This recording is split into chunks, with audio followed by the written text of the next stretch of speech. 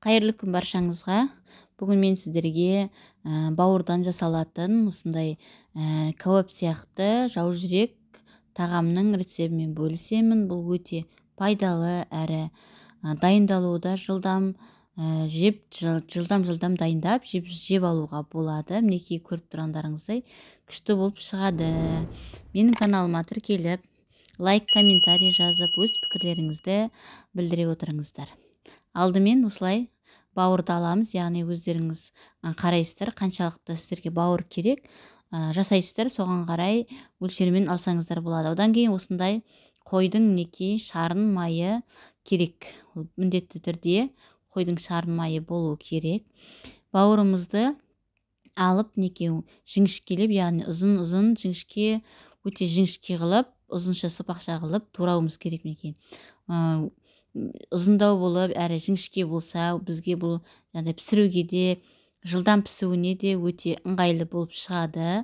Сондықтан біздер осы бауырды турап бастаған кезде майдалап тастамай, яғни ұсақтап тастамай, әдемілеп, жіңішке қылып тураған дұрыс. Әрі оңай, пісіруі де жылдам, пісуіне де жақсы.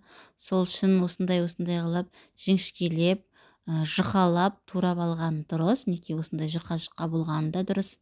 Осылай турап аламыз барлығын бауырымыздың. Мен азғантай бауыр алдым, яғни көп алмадым. Сондықтан өзімізге, яғни түскі асқа тағаммен қосып жеуге жарайды деп азғантай бауыр алдым. Сол бауырды барлығын жіңішке қылып турап алдым. Одан кейін мінекей қойдың шарын майын, міне осындай болу керек. Қойдың майы өте жұп-жұқа, үлбіреп тұрса десе болады. Өйткені бұл май не үшін алады дейсіздер? Бұл жылдам піседі май. Шарын май қойдың тез пісуі үшін осындай қойдың жұп-жұқа болып тұрған шарын майын алу керек. Іш майы дейді.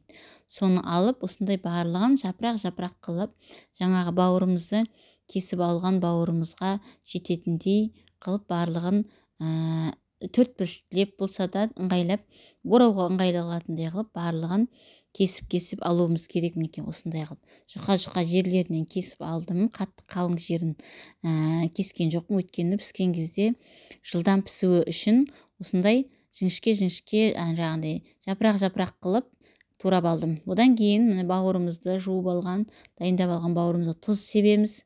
Жақсылап тұз сеуіп, мен енді дәміне қарай кішкене қасықтың ұшымен 2 рет салдым. Одан кейін бұрыш салдым. Енді басқа специя саламыз десеңіздер, яғни басқа дәмдеуіштер ол болады. Сосын бізге зубочистка керек, яғни тіс шұқитын зубочистка керек. Мінекей осы майларымызды, бауырымызды дайындап алғаннан кейін бұны енді бізге бұны орауымыз керек ортасына. Барлығы мінекей бауырды осылай саламыз, арасына салып, шет жағына салып, осылай орап шығамыз. Мінекей осындай болып шықты. Оны зубочистканың көмегімен қыстыру керек, міндетті түрде қыстыру керек. Өйткені май пісе бастаған кезде жаңағындай арасы ашылып кетуі мүмкін. Ашылып кететін көп жағдайда. Сол үшін осылай әдемілеп қыстыра қоясыздар. Өте жеңіл, жылдам болып қыстырыла қойды. Өстіп барлығында ішіне бауырды бір шет жағынан салсаңыздар болады. Шетінен салып, ары қарай орап пісіруге болады. Мінекей 2 жағын жауып тастасаңыздар да болады, жаппасаңыздар да болады. Ол енді май ағып кетпейді, ешқандай да өзінің майы шығады. Сол үшін бауыр, яғни бауыр түсіп қалмайды деген ішіндегі. Осылай зубочистканың көмегімен қадап аласыздар. Мінекей барлығын осы ретпен бауырды шетінен салып отырып, ыңғайлап шет жағына салып отырып, бауырымызды барлығын дайындап алып шығамыз. Яғни орап, өте жеңіл әрі өте дәмді тағам бұл.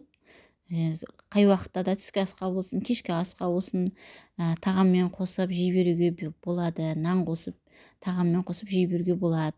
Мінекей осындай қылып шығардым барлығын. Бәрін осындай ретпен зубочистканы қыстырып отырып, осы нелерімізді, бауырларымызды орап шығамыз. Мінекей әрқайсысын шетінен орап, міндетті түрде зубочисткамен қыстыру керек, ашылып кетпес үшін. Біртіндеп өйстіп барлығын мен дайындап шықтым.